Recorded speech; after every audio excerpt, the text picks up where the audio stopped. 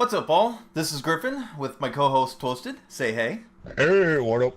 And we are here to talk about WWE Fastlane, the final pay-per-view before WrestleMania. Also Smackdown's last major pay-per-view, if you will.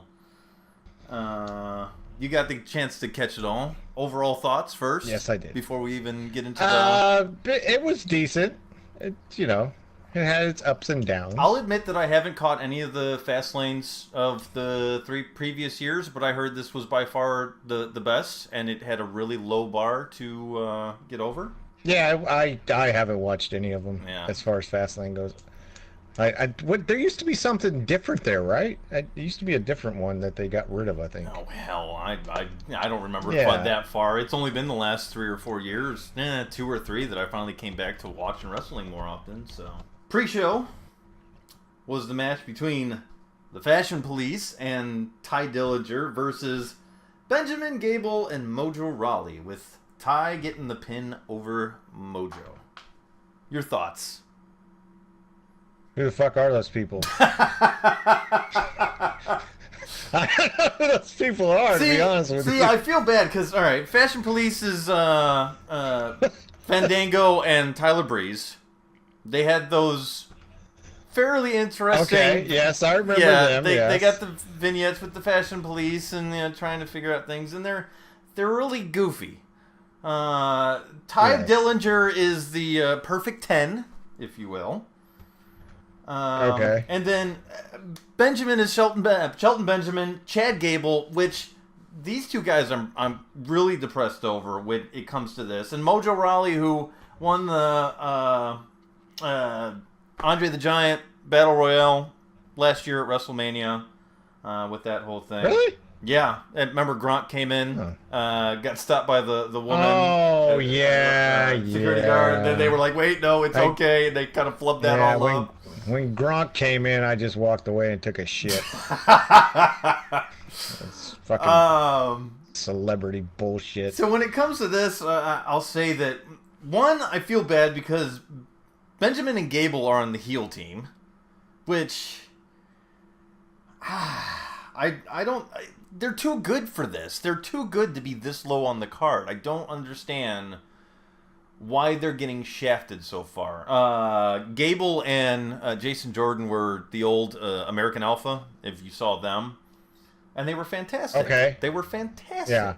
And Gable he's a really good wrestler, and I honestly think Gable is better than Jason Jordan. If you watch the two of them, Jason tends to be too quick with a lot of his moves to the point that they almost look dangerous, and Gable tends to look, a lot more spot on, at least as far as I'm concerned. But they're stuck in this low card hell, and I don't understand it. It doesn't make sense. I think part of WWE's problem right now is they just got too much talent.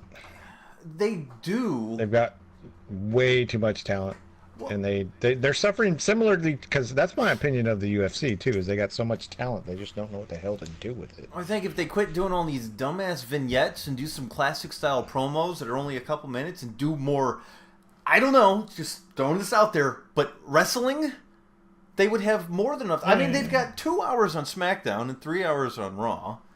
All right, we're getting a little off track before we start ranting about everything. Main show, the first match on that one was Shinsuke Nakamura versus Rusev. With Aiden English coming in, being a bit of a heel for Rusev. Okay, let me just say this. Okay. Shinsuke Nakamura has by far the best intro I've ever fucking seen. It's one of the greatest fucking things. Like when I see that fucking thing come on and the crowd goes and starts singing along with it, I kind of get a little bit of goosebumps. I ain't gonna lie. I can see it. And as far as that, in comparison to fucking Rusev, that fucking Aiden English guy, fuck him. I hate that fucker. Coming out there like semi-rapping and then singing and doing some... What the fuck was that? I mean, that is a normal Aiden English thing. But why does Rusev need that, though? He doesn't need that. It's only because they're kind of partners. They're sort of a tag team, kind of. In a way, Rusev is kind of carrying English. to be honest. Oh, he's definitely carrying I mean, English. yeah, and it's, they're just kind of partnered up right Speaking now. of Rusev, he should be booked higher too. Way higher. And there's kind of talks of maybe after WrestleMania they'll finally give him the book. Because that dude is so over. Everybody fucking loves him. Oh, yeah. And he shouldn't be a heel. Just stop with the foreigner heel shit. Yeah. I mean, it made sense when he first came in WWE, but now it doesn't. Now it doesn't. Now it doesn't at all. No. He's too good as a babyface, and he's too much fun to watch, and he's a really good wrestler. When it came to this match, I don't understand the purpose of this match. I don't either. I mean, Nakamura didn't need a match. He absolutely did not need a match for this card. He's set up for WrestleMania. He's good to go. I get it for regular shows getting him out there, but it wasn't necessary. And it was just filler. It was filler. Yeah, it was filler. That's all it was. And then you still ended up with a Rusev, him pinning Rusev, which means it doesn't really build Rusev either. If Rusev had won this match, we'd have something. Because you would have, it would help kind of make Nakamura look a little bit weaker, which isn't necessarily a bad thing going into that match, because then it makes it more interesting for Nakamura and AJ. But Rusev doesn't need any more losses. It's like Bray Wyatt getting losses. It's not helping him. He needs some damn wins. They just need to get him a good, kind of challenging pairing or whatever the fuck you want to call it. Like, he has nobody to go up against as far as consistently have a feud with, I guess. And I think him being maybe in the U.S. title hunt again would be a good spot for him. That's not going to happen. And I'm not even saying... Not after... We'll talk about that next match, but I don't think it's going to happen. Well, but as far as this match goes, I thought it was okay. Yeah, it wasn't a bad match. Rusev was a bad match. Was made to look nice and strong, even though he ended up taking the pin in the end. That final boot was glorious. Speaking of next match, yes.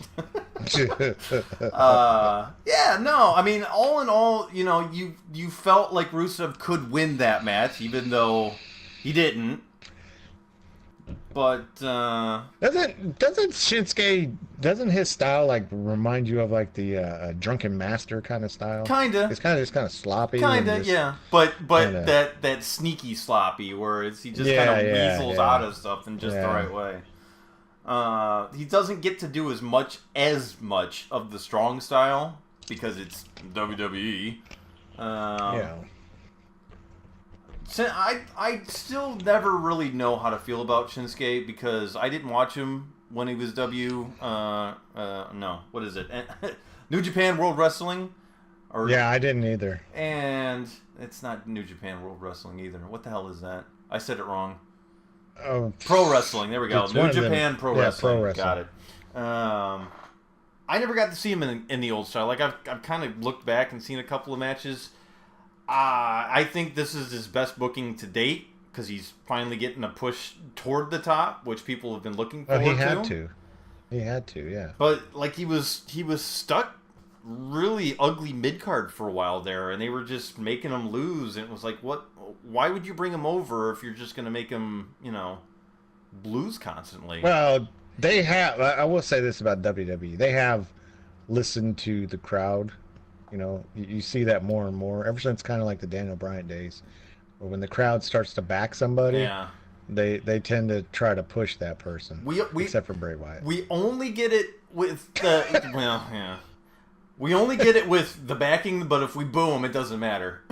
Roman. Yeah, exactly. Anyway, we're talking about a SmackDown. Well, they're just behind Roman for whatever reason. I don't know. A little off topic. Again. I don't have no issues with Roman. I think he's all It's only the booking. No, hang on. That's not true. Let's see. It's the booking because they push him down everybody's throat too much. But it's the annoyance of WWE doing it in the background and everybody can see it. It's so goddamn obvious. It is every time Michael Cole screams, "The big dog!" I fucking just want to shoot myself when I hear him. Every time I literally cringe when I hear him do that. It's like, dude, please stop. Just stop. Just stop. I hate every time he uses the Superman punch because that is the lamest finisher ever.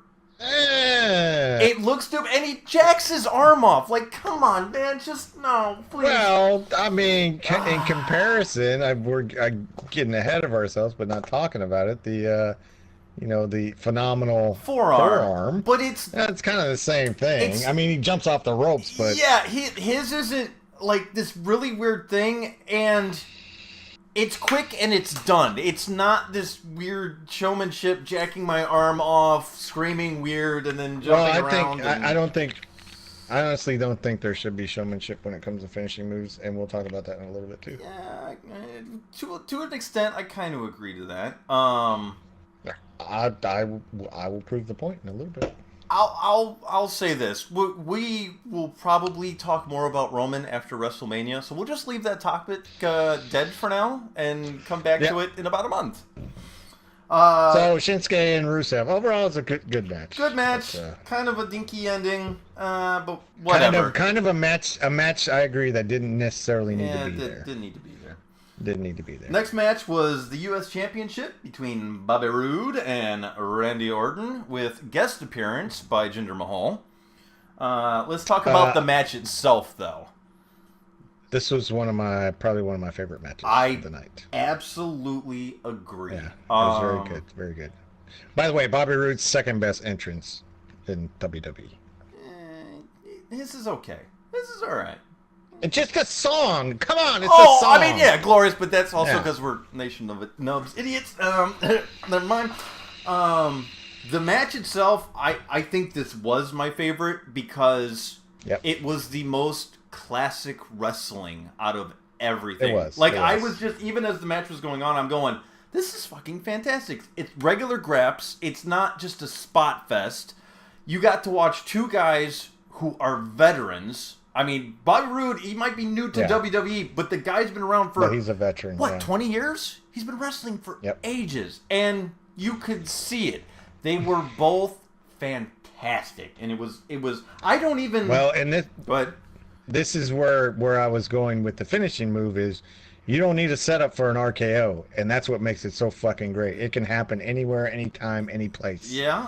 And fucking when it does, people just go nuts. And it finished this one too. And I'm not even a Randy Orton fan, really. I find him to be kind of bland. But matches like this is where he shines because he proves time and again that a lot of matches it seems like he's just bored and he doesn't really care. And then there's certain matches where he seems like he really puts his energy in, and that match he put his energy in, and it made it just that much better. He did. I honestly didn't think they were going to give him the title, though. I thought Bobby Roode was going to write it into WrestleMania. I did kind of. I was surprised by that. Actually, what I thought was going to happen was that Jinder Mahal was going to come out and screw up the whole match, and then they were going to get a three-way, which they're probably still going to get. Well, they've set it up for a three-way now. Anyway, but yeah, I mean, I've got a. But I mean, after the fact, it would make sense to give it to Randy since he's never won it. Yeah, it's the only one possibly he doesn't own. Trade it back again at WrestleMania. Right. We'll see. And I like the idea that maybe this helps build Bobby Roode a little bit more. I hope this isn't another give it to Jinder thing right now. I don't hate Jinder at all. I don't want to see them screw over Bobby Roode for Jinder Mahal because I like Bobby Roode way too much. And I think this could be a good push for Bobby Roode to be like, all right, he came out and he was super confident, but oh, hey, you just got your ass beat. Now's the time to buckle down and recognize that you can be, glorious all you want, but when it gets into the ring, you got to focus a little more like Randy Orton does. So that would be interesting. And then Jinder came out. It'll be, we'll see. We'll see what happens at WrestleMania. I mean, I can almost guarantee it's going to be a three-way. Oh, yeah. And then we can just hope it's Bobby Roode. Also, Jinder Mahal looking at the TV weird, and one of the Singh brothers staring at his back angrily. They need to quit doing it. Did you not pay attention to that? When they what was that? When they do, you saw the one part where he was watching the TV, right? No, I didn't. He was watching the TV in the back? Yeah, he was doing one of those watching the TV little things where they just kind of cut to the back and, oh, hey, look, he's watching this thing so we can see what's going on. For fuck's And it's sake. the weird, 45-degree angle thing, and which they need to stop doing that. But then one of the Singh brothers was standing behind him, aimed the same direction, which the only thing he could be staring at the same time is the freaking back pimples on Jinder Mahal. Oh, it was no. so bad. It's like, really? Come on. No. WWE, please. Put them back in chairs. Have them actually face. We can figure out who it is. Don't worry. We're not that stupid. We can figure out who this is. Just have them watching TV like a normal goddamn person. Oh, God. By the way, I've done a little bit of research. Yeah. The Fastlane replaced the Elimination Chamber. Well, it didn't replace Elimination it. Chamber used to... No, it used to be the one before WrestleMania. So what did Elimination Chamber replace then? I don't know. I'm looking. I don't see anything. Because it moved it back. back. They may not have had an event in January then. Well, no, not January. January's Royal Rumble. I'm sorry, February. They may have not had an event in February. Or maybe they just added. Okay, we're both being dinguses here. We don't actually know. we're not that far back. We're in the here and now. We don't look in the past except for all the times we look in the past. Wait a minute. Elimination Chamber. Okay, February 25th, 2018, February 12th, 2017, and then May 31st, 2015. Okay. So there wasn't one in 2016. And then the rest of them were February 2014, 13, 12, 11, 10. I don't know. I don't know. I know that they added like a couple I of think things. they reorged a bunch of shit back true. when they came out with the WWE Network because they were trying to get the, month long or every month pay-per-view thing going. Right. And since it's not one of the big four, they could just kind of move it around wherever they decided they wanted it to be. Yeah, they could do whatever. So. All right. So overall, Bobby Roode, Randy Orton, good match. I think we both agreed on that. Good match. Yes. Finish was fine. I mean, like I said, I'm not really a Randy Orton fan, but finish was fine. RKO out of nowhere. Out of nowhere. You knew that was coming. Jinder Mahal stuff, whatever. I don't hate him. I don't like that he's only in feuds when it's only about a title. I would like to see him be in some kind of a feud where it's a good character building feud. That's true. I think that's about it. All right, let's see. After that was Naomi and Becky Lynch versus Carmella and Natalya. I have a problem with this. Okay. I can't connect with any of them except for maybe Naomi. I don't care for Becky Lynch. I don't care for Natalya. I just wish she'd retire. And the other broad, she's annoying. So yeah, she's annoying. Well, I'll get. When is she gonna cash that Money in the Bank in, WrestleMania. dude? Come on. WrestleMania. Yeah, probably. So this goes basically for just about everything in the women's division for me. Is I have a hard time caring, not because I hate watching the women matches, but they don't generally have very interesting stories because of WWE booking. How often is it, just like here, it's tag team matches or six-way matches or all of the ladies together, or you don't get very many one-on-ones. Yeah, they've had a few. I'd say the Royal Rumble was a good event. The cage match with Sasha and Charlotte was pretty good. And I mean the big events. Yeah, you're right. I think for the most part, they don't. They don't do. And there's very few storylines. And I hate to say this too, but they're very girl hates girl storylines. Think back to Bliss and Mickey James. It was just high school bitchy girl. That was their whole thing, and it was like, that's your story? It's just high school shenanigans? That's, I don't know. It's not that I hate the women. I don't. I almost feel like they really kind of almost need their own shows so they can make real goddamn storylines. Give them tag team championships. Give them something else to work with. You also end up with this weird... Go ahead. Yeah. No, I could see them having their own show. The problem is people may perceive it as not being PC.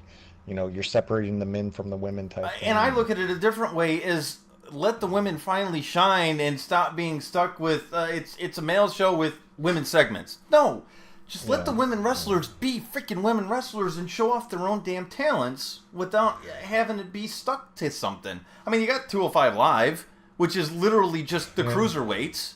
Cruiserweights. Which they don't even... Do they even wrestle in the main cards anymore? They don't, right? Once in a blue moon. Not kind of at the moment, but 205 Live is jumping now because Triple H is in charge of it, and they've got the new championship thing that they're doing. Which apparently the shows are great. I admit that I don't get to see them that often. Raw is generally the only show that I get to watch because of my own personal time. But I've caught a couple, and you can see a significant difference. And then WrestleMania stuff, but we'll get to that later. When WrestleMania comes around, we'll come back to this. I also have a thing. Okay, okay, go ahead. Well, I was going to say the other thing about the women is that there are certain women that are leaps and bounds better than the others, even though they're all main roster, and it's so obvious. And this match is one of those. Naomi and Becky Lynch are significantly better than Carmella and Natalya are in wrestling. Yeah. And so it's great when you get the really good women wrestlers against really good women wrestlers, because then you don't focus on the botches and the mess ups. You just go, hey, this is fantastic. Like, look at the end of the Women's Elimination Chamber. There was a couple early botches with some of the other women, and then you got down to Bliss and Sasha Banks and Bayley. All three of them are fantastic. And other than the one kind of botched moment with the jump off of the thing that got no-sold completely, I think there was a miscommunication there. Other than that, they did really good. Yeah. But then the other three ladies, not so much. And I don't know. There's just probably. I tend to see that. I tend to see a lot more botches in women matches too. And I think it's because you have the same kind of what I was talking about before. The not so good ladies don't have a lower card to work on. There's not an upper card and a lower card. There's just the women's card, and so you can't separate the ladies that are really good from the ladies that are not really so good, and then let the not so good fight the not so good, and then they can kind of work up from there. Yeah. I don't know. It's every time I see a women's match, I go, I want to care, but I'm having a hard time caring. Yeah, but this match, it kind of sucked. It really wasn't that good. It really wasn't that good. I did not like it. And again, you had two that aren't that good. I'm sorry, against two that are, and I don't feel like the ladies carry a match. Like the really good ones carry a match so much as the bad ones dismantle a match. Like makes sense. You can have think back to like the Ultimate Warrior and the people that he'd be matched up against that were exceptionally good, and they would literally carry a match and make him look fantastic. And I don't feel like that happens on the women's side. Maybe sometimes it does, and maybe those, I again, maybe because I'm not as invested, I miss those matches, but I see the botches way more often. And I hate focusing on it, but I see it too often. Like you said, it's too obvious. You see it all the time. Yeah. I don't know. It's just way too obvious. And then this, I don't know. Did this match matter? Not really. No. Especially, I think it would have made maybe more sense if the other two ladies of the Riot Squad were against Naomi and Becky Lynch, because then that story would have fit with the women's title later.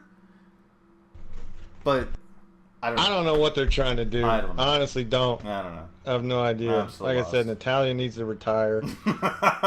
that other crazy Carmella, whatever, New Jersey girl needs to take that Money in the Bank thing, cash it in.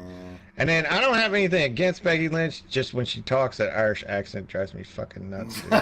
Oh well. It's just not attractive.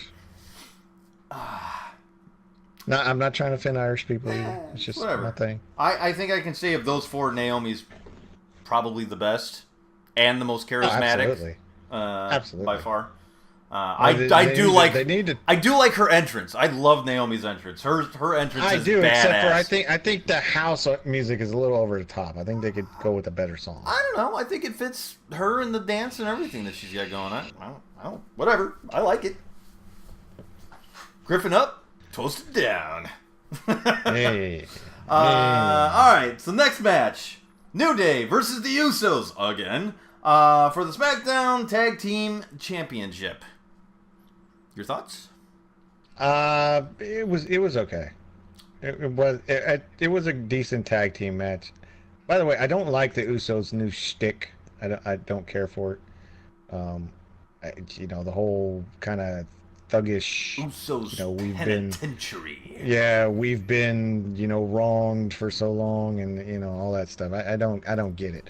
But as far as the match goes, I think it was okay. I like the fact that they tried to pull off each other's moves. I think they had some botches there, but overall it was okay. And then when the fucking what do they call them? Bludgeon Brothers. The Bludgeon Brothers. Now that's a tag team I can get into right there. They should have done that shit years ago when they first came into the fucking WWE.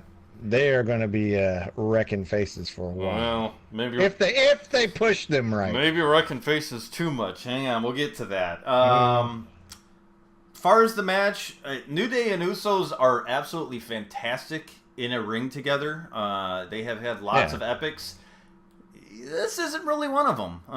This was not as good as what they put out, which is funny because this is still better than a lot of tag team matches.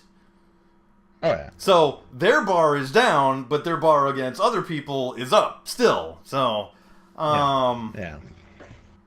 it was a lot. It was a bit shorter. I think them trying to use each other's finishers was fun. I don't know. This match was whatever. It was a no contest in the end for disqualification, I think, with the Bludgeon Brothers coming out. Then we hit the real question of Xavier Woods. Is the injury they talk about a work injury, or is it a real injury?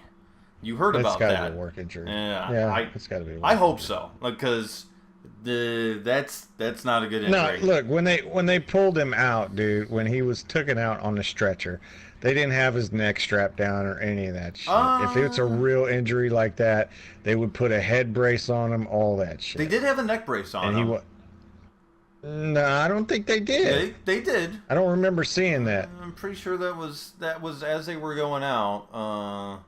It's hard to say because annoyingly, WWE will do work injuries sometimes. Sometimes you can't tell exactly what it is. Well, that's they're good at that. It's good at that. But then the way he was spazzing out too on the fucking steps afterwards. Yeah.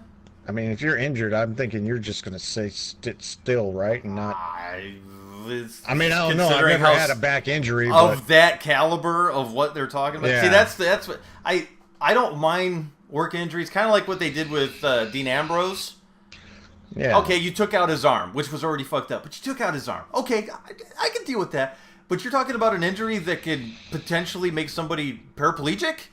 I would rather you not do that. Make it a different backer tree. Yeah. Don't do that one because Yeah. then everybody's going, okay, that's potentially really fucked up, and please let that just not be true. I mean, you don't ever want these injuries to be true, but you know what I'm saying. No. That's one where you go, oh fuck, that's gonna suck. Oh, it's gonna be a while until he gets back. Now this one's, oh fuck, if that's real, how fucked up is he actually gonna be? So. Yeah, I don't know. I guess we'll find out. You can you can never fucking tell. So, WWE. If it's real, what they do, though, I will say this: if it is a legit real thing, they usually do like some sort of montage, like they did with John Cena when he had the big old fucking grapefruit on his elbow. Oh yeah. Yeah, they had a whole thing afterwards of showing his surgery, and same thing with Seth Rollins when he hurt his knee. Yeah.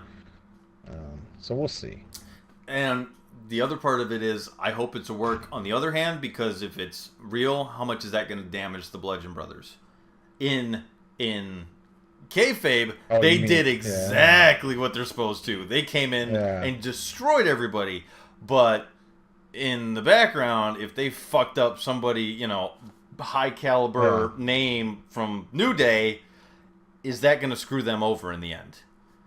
Yeah. So I guess we'll see. Match after that was SmackDown Women's Championship with Ruby Riott and Charlotte Flair. This one was alright. There was a few botches, but it was okay. It was. Let me put it this way: it was better than I expected it to be. Yeah, I would say I enjoyed it. Charlotte is obviously exceptionally good. But I thought Ruby Riott was actually very good in the ring and brought some interesting moves, like stuff that I hadn't necessarily seen in ever or in a long time. Some of the moves that she was doing, it was a little bit inventive. A little bit, yeah. Enough that I could see Ruby Riott actually winning that match. She didn't, of course, because that would fuck up the whole Asuka story. But I could have seen it if they had done it. If they'd have had her won, I'd have been like, yeah, okay, she did a really good job. You could have Charlotte Flair just not expect her to be anything after beating her two cronies and just not taking it serious. So it was okay. I mean, as far as I've let me put it this way: I've seen better matches with Charlotte. Yeah. But this match was okay. Yeah. And then obviously we've got Asuka coming out after. People kind of expected that.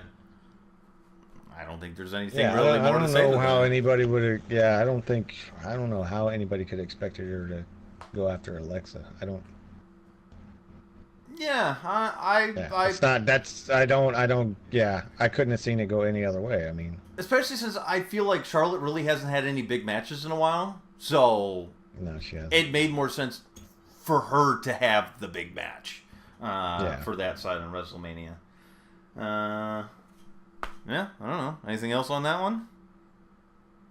No, just a few botches I saw were like one where she jumped at Charlotte through the ropes and she was supposed to catch her clean and she didn't. Yeah. But she did end up throwing her back, up against the barrier. And then they were talking about that one move, where she slammed her head into the top turnbuckle where she was on her shoulders. Yeah, and pulled her in. Oh my God, did you see Charlotte do that? And it was like, Charlotte didn't even do anything. She just kind of pulled herself up and hit her face on there. There was no whip action at all by Charlotte if you go back and watch it. Yeah. So they meant to do it that way, but the announcers definitely were selling it big time. Yeah. I'll have another comment for the end of this, going to that too. Okay. All right. The final match, WWE Championship, Baron Corbin versus Dolph Ziggler versus John Cena versus AJ Styles versus Sami Zayn versus Kevin Owens. Your thoughts? As far as 6-man matches go, it was pretty good. Yeah, very, very entertaining. I thought it's hard when you got 6 people in there and trying to showcase each other's moves and kind of tell a story. And I think they did okay. I think it was good. Thankfully, you've got 6 pretty damn good wrestlers in there, so that certainly helps. All very good, yeah. And then you got Shane O'Mac got involved, and, so. Yeah, so the story with Kevin Owens and Sami Zayn is interesting, even though it's been running for a long time. Like since NXT. Yeah. Well, in this case, the stuff with Shane, I mean, with all that shenanigans going on. Well, but still, their friendship feud or whatever that's been going on forever. Yeah, for ages now. I love the story. I don't know how I feel about having another Shane McMahon WrestleMania moment. He's gonna throw really bad punches, and then he's gonna jump off something high, and then he's gonna do across the world. Trash can to the face. Yeah. And I don't know, but see, the thing is that Shane he's just got this kind of thing where you just kind of enjoy watching him, no matter what. Yeah, that's just my thing. I like him on the mic, and I like him, like, the shenanigans that have been going on with those two are fun and fantastic. I don't know that I necessarily care to see him wrestle. I'd rather see him do classic McMahon stuff in which, well, you hate me, but now you're going to be against The Undertaker. Well, not Undertaker in this case, obviously, but something of that nature, I'm so sick of your crap that, you know what, I'm going to pull from the Raw side, and I'm going to bring in Braun Strowman and have him decimate you two, or something like that, Yeah. Something of that nature. I don't know. Well, the problem with that is that he's always been involved in a wrestling fashion. I know. So they're going to keep running that until people really get sick of it. And I don't think people will get sick of it because Shane's likable. Oh, he's definitely likable. He's not necessarily the best wrestler, and sometimes it's kind of annoying that he's in it. He's not. But I don't mind him in shenanigans. Yeah. Baron Corbin had one of the most kick-ass deep sixes I have ever seen. And that's a cool move in the first place. But holy shit, was that fantastic.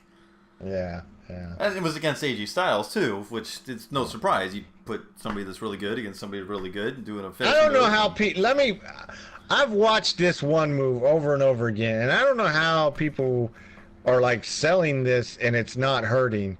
And that's the haluva kick from fucking... Sami Zayn. Yeah. I don't know how... Dude, that's gotta fucking hurt. I don't care. It works. I've watched it so many times from different angles, dude, and it's like going straight to your face. Yeah. I don't get it. I don't know. I don't get it. Classic wrestling? Fucking magician shit. Yeah. Dolph Ziggler kind of had a couple interesting spots. I mean, his taking John Cena's AA and turning it into the... What the hell do they call it? The Famouser?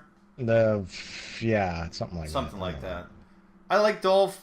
No, the Famouser was Billy Gunn. His is the show off. No, they called it the Famouser during the match. They called it the Famouser? Yeah. Really? So, I like Dolph as a wrestler. I think he's really good. I don't know where they're going with him. He's just jobbed out all the time. I don't know what they can do with him. Yeah. I think they started off though with John Cena just AA and everybody. AA and everybody, and then AJ acting like he was going to go in, and then he dodged it, and then everybody got back in and whooped the shit out of John Cena. That was fantastic. Yeah, that was good. That was a good match. Good match. And then, of course, like I said, for having 6 people in there and 6, high-level superstars, it was good. I would say that everybody got a chance to showcase some skills, and that's always good. And everybody looked both weak and strong at different spots, which is perfect. The question is now, though, what do they do with Cena? I mean, is he done? So did you happen? They made it seem like at the end, like he was just totally dejected and. Yeah. Did I what? Did you happen to catch Raw tonight? Obviously, we're making our time frame when we're recording this. I did not. No. Apparently, John Cena called out The Undertaker again. Like, this time, he actually called out The Undertaker. I thought The Undertaker was done. Maybe not. I don't know that I could watch another Undertaker. Come on, I man. love The Undertaker. The last 2 WrestleManias, he's been struggling. So, apparently Undertaker's gotten fit again. He had his surgery and all that fun stuff. My comment with this was, I love watching The Undertaker, and I love his entrances. I don't want to see Undertaker versus John Cena. I'm not interested in that match. You know? What I thought... I mean, that Go ahead. That wouldn't bother me, but it's just like the last few times The Undertaker's been at WrestleMania. The last one was okay, but the time before that, and I think the one before that, he did not look good. Yeah. Like, he struggled to pick up a guy one time, right. if I remember correctly. So apparently he's kind of back in shape. We'll see what happens. When it came to John Cena, and I started thinking about this even as I was watching that match, I went, well, who else could he go against that's not necessarily a new guy, so he's not just burying a new guy, would be a fun match to watch, potentially, and who he hadn't wrestled against before. And I realized, and hear me out here, that Hulk Hogan would be a fantastic person for him to go against. He's never been against them before. He's only teamed with them before. And you would have the Superman of the 80s and early 90s going against the Superman of the aughts. And you could have either one of them win or lose, and it wouldn't matter. And it would be a fantastic WrestleMania match. I mean, fantastic-ish. I mean, Hogan's really up there. There'd be a lot of hype behind it. Yeah, I mean, that would be a good classic style match to watch. Whoever won, whoever lost, it wouldn't matter. And that would be way more interesting than Cena Undertaker. As much as I love Undertaker. Yeah. But don't they got to bring Hogan back first? They do, and whether or not they want to, and they talk about they would love to, and who knows what the fuck's going on there. We'll see. Yeah. I think eventually they will, yes. But I think they're waiting for everybody to kind of just forget. Haven't we forgotten by now? I mean, isn't that like 2 years ago? There's people that are still gonna remember that forever, dude. You know what? I'm there to watch Hulk Hogan, not Terry Bollea. Terry Bollea might be a sexist, racist, dumbass son of a bitch. Hulk Hogan fights for the rights of every man. You know, I do one of those things. And Hulk Hogan he's the All-American. It's fine. Just let the character come back and have some fun, and fuck the old guy who might be a bit of a dick. You know, the old Rocky Sylvester Stallone separation hype. Exactly. So I was going to mention we talked about the announcers, and I was having this conversation at work today with another friend there that is also a big wrestling fan, and I said, I am honestly really fucking exhausted by both announce teams of both SmackDown and Raw. Yeah. I am tired of these scripted announce teams.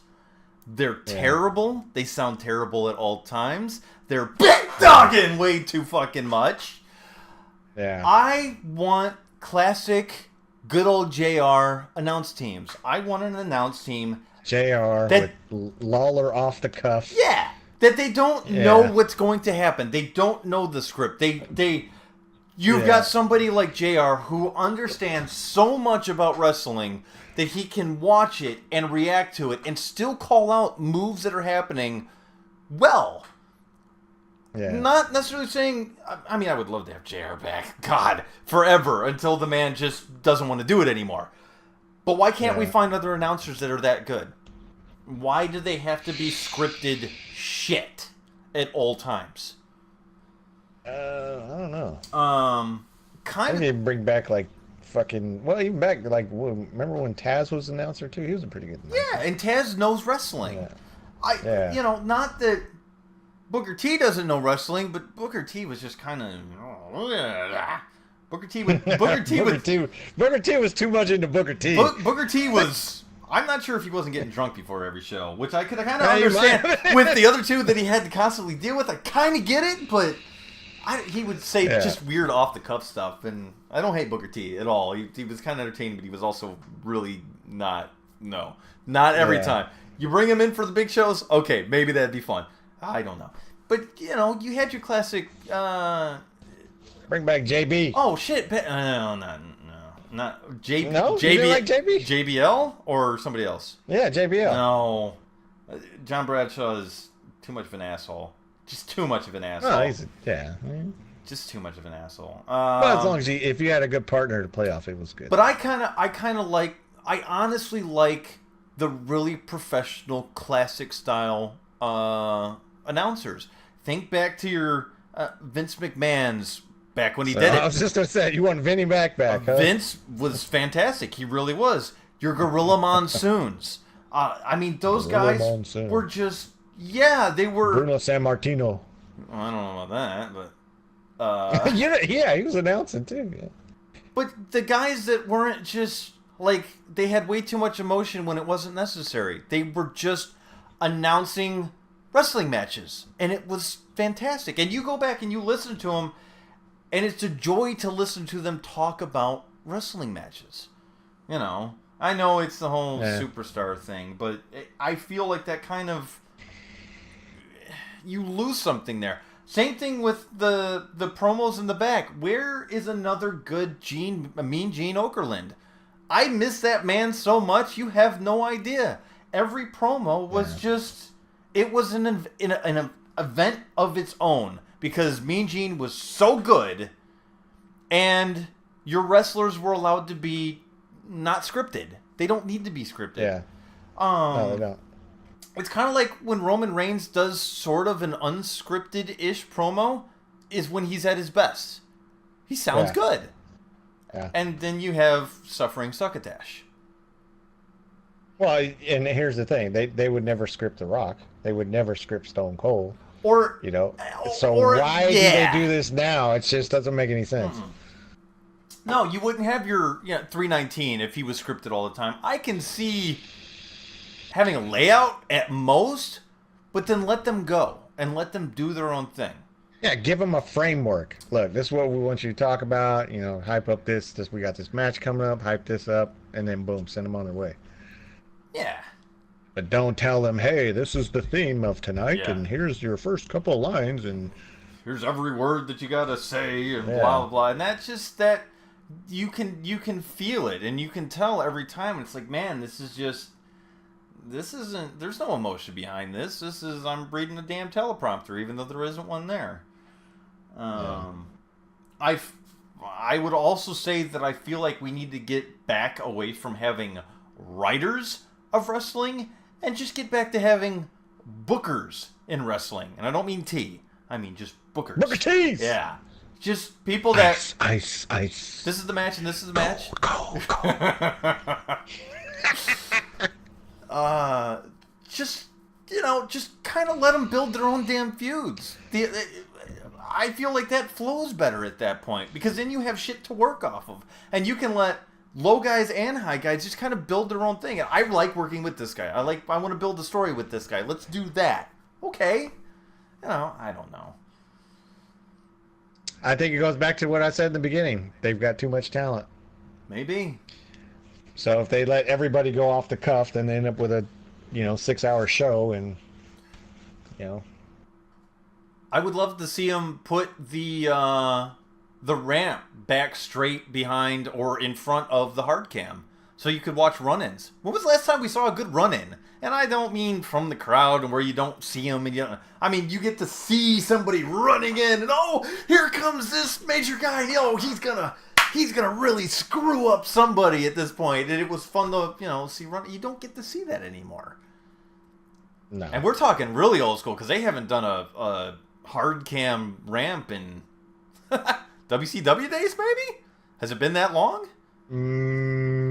Yeah, probably. Probably. I don't want to say that I just want old school wrestling necessarily, but I feel like they need to pull from. You want some aspects of those. Yeah, the reasons why it was so good. Pull it back. I get it that we can't. But here's the problem. Their numbers are saying what they're doing is working. So. But their numbers have been down. They're not as high as they used to be. Well, you know why though? Because they got no fucking competition. Well, there's nobody competing against them. We're hoping that.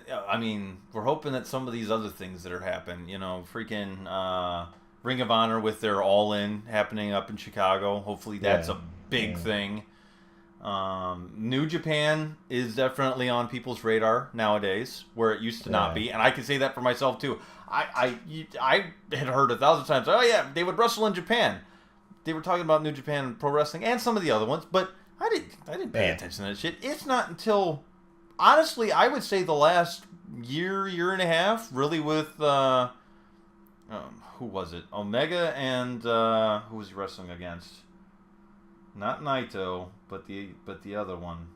Basically, where they had the 5-star wrestling matches, where I finally started paying attention. Oh shit! Oh wait, let's go check what this is. Oh, this is really old school wrestling style. This is fantastic. Yeah.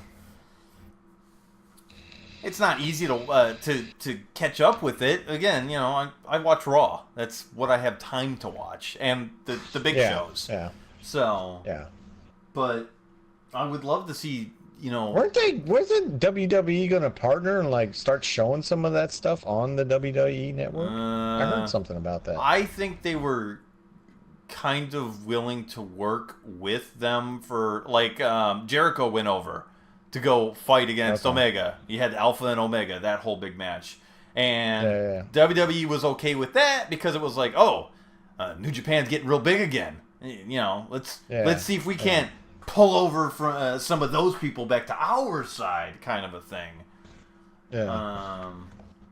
Which I feel like it probably went the other way. Honestly, I think it brought more people over to New Japan rather than over to WWE. But whatever, I don't know. I kind of feel like maybe the other thing that would be really good is if.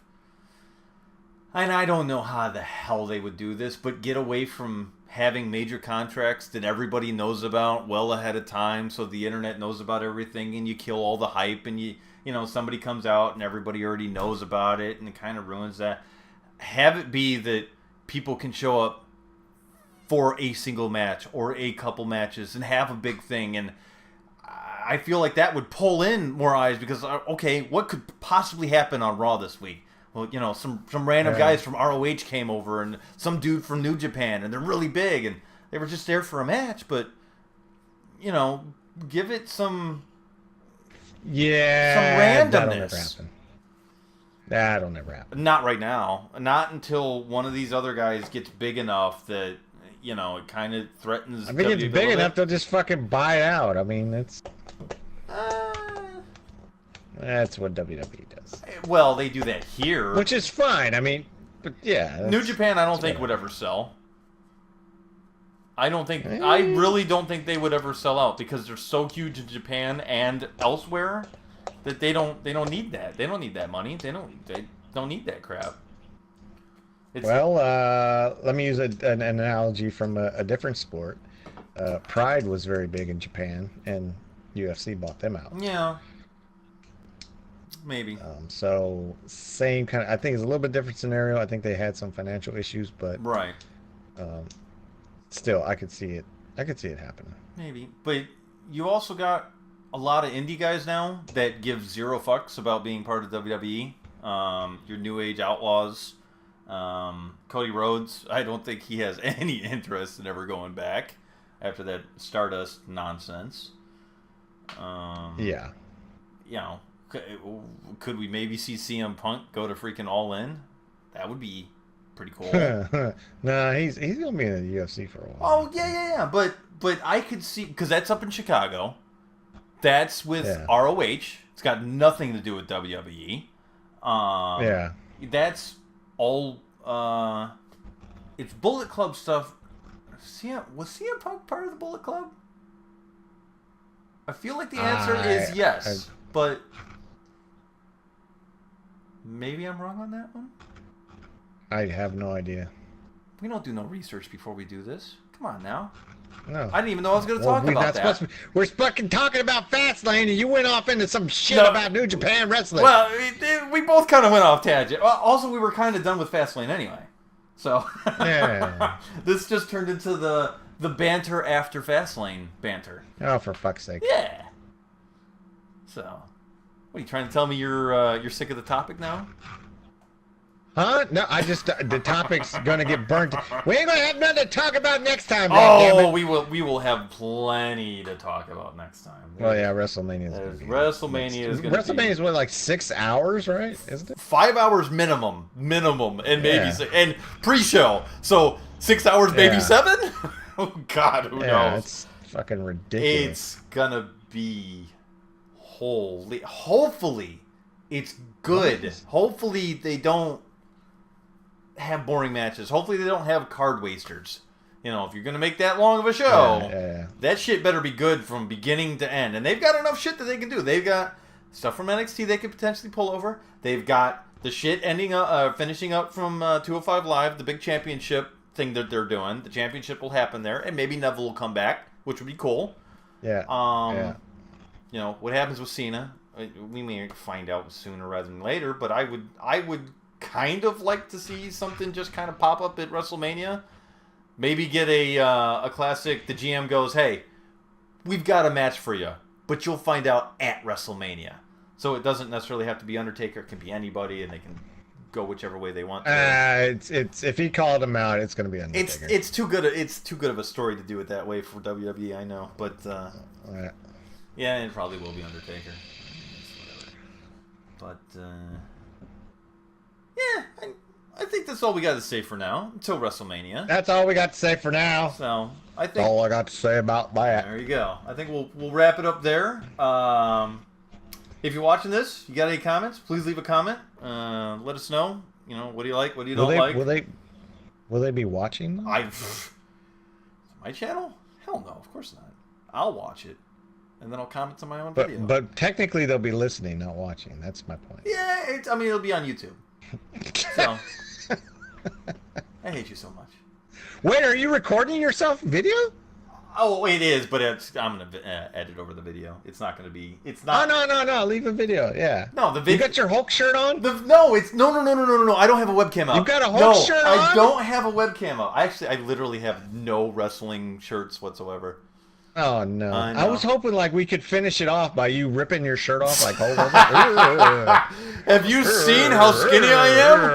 That shit would have to be like already pre-cut and completely soaking wet and maybe on fire for me to be able to do that.